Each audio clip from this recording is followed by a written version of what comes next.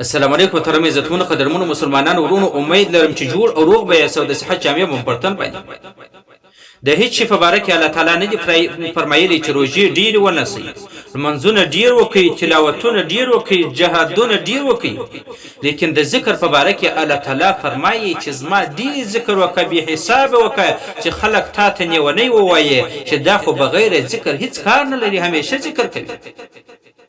چې فاسقان خلق تا ته تکبر کوونکی ووایي چې دا تکبر کوونکی دی، دا تسبیح تکبر نه راځي په تسبیح کې. نن سبا د هر سړي په لاس کې تسبیح دی، که ذکر کوي هم د هغه په لاس کې تسبیح او که نه کوي هم د هغه په لاس کې تسبیح.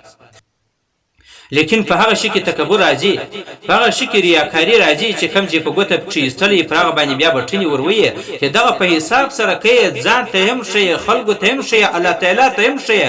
باید ذکر د الله تعالی دپاره موږ وکړو، د الله تعالی بغیر حساب او کتاب تا ته اجرونه درکوي.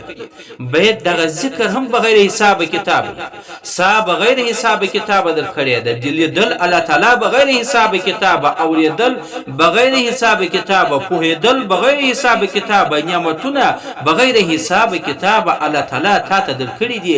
باید د الله تعالی ذکر هم ته بغیر حساب وکړي، د هغه څه حساب معلوم نه یې، همیشه د الله تعالی ذکر کوه. یعنی داسې ساعت فاته نشي چې هغه ستا بغیر ذکر او فکر.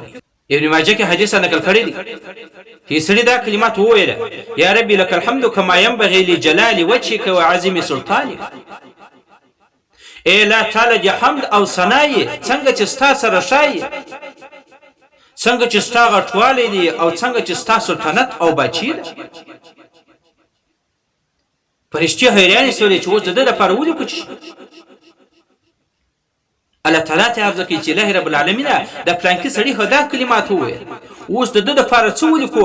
الله تعالی ورته وفرمایه چې صرف هغه کلمات ولیکئ، د قیامت په ورځ چې دی ما ته راسي او د ده اجرونه ثوابونه به زه ورکوم. یعنې دغه کلمات یې صرف یوه پیره وویله، الله تعالی دومره اجرونه او ثوابونه درکوي چې هغه به صرف الله تعالی ته معلوم دي، د الله تعالی نه سوا بل چا ته معلوم نه دي. ځکه فرشتې هم د هغه د لیکلو څخه عاجزه سوې او حیرانې پاتې سوې. هر مؤمن مسلمان ذکر وکړي، د ذکر نه غافل نه شي.